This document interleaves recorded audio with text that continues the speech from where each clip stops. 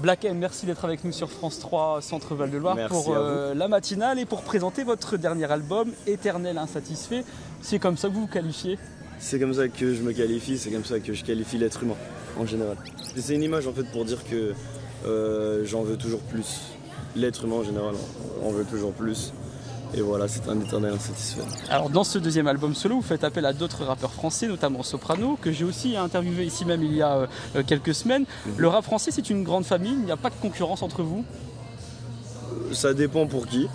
Pour ma part, et comme quelqu'un comme Soprano, oui, c'est une famille. C'est une famille parce qu'on a beaucoup de points communs. Bon, on n'est pas les seuls, hein, il y a d'autres rappeurs aussi qui ont pas mal de points communs.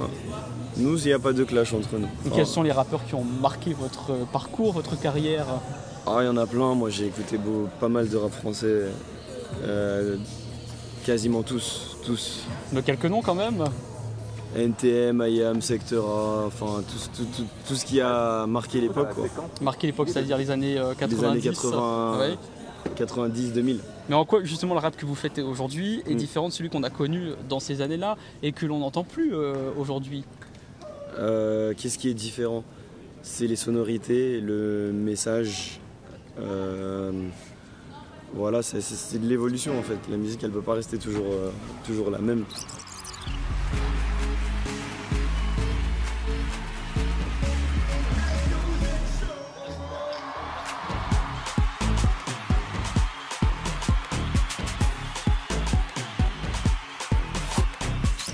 Aujourd'hui, c'est une autre époque. On est dans autre chose. C'est plus les mêmes codes. À l'époque, ils n'avaient pas les réseaux sociaux, il n'y avait pas Instagram, Snapchat, etc. Aujourd'hui, c'est d'autres choses. C'est des nouveaux codes. Alors, vous avez fait partie du groupe Section d'Assaut. Aujourd'hui, vous êtes en carrière solo. Comment vous vivez cette carrière? C'est différent? C'est pas la même approche avec le public? Sur scène, c'est sûr que c'est pas la même approche. Mon public est un peu différent du public de la Section d'Assaut. J'ai un public très très familial, même si Section en avait un aussi. Mais voilà, moi c'est différent. Il y a beaucoup plus de jeunes qui m'écoutent.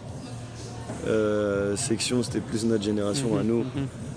Donc ouais, c'est notre approche. Est-ce que les rencontres que vous faites avec ce public vous inspirent dans l'écriture de vos chansons? Bien sûr.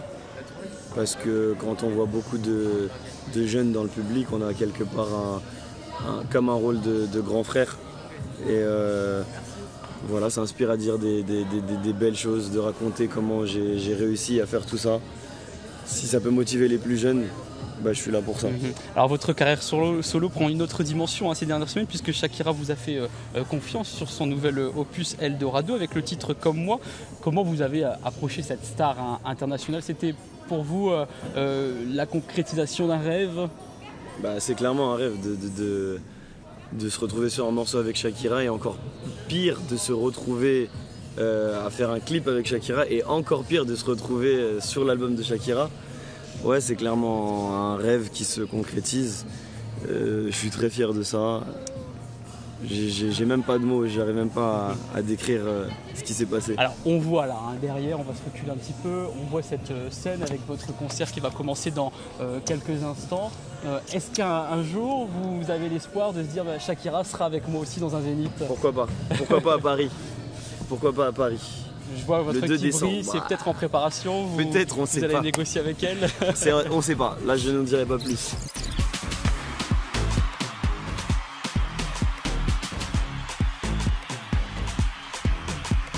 Merci d'avoir été avec nous, Black M, pour cette matinale de France 3, Centre Val de Loire, et puis un franc succès à votre tournée 2017. Merci beaucoup.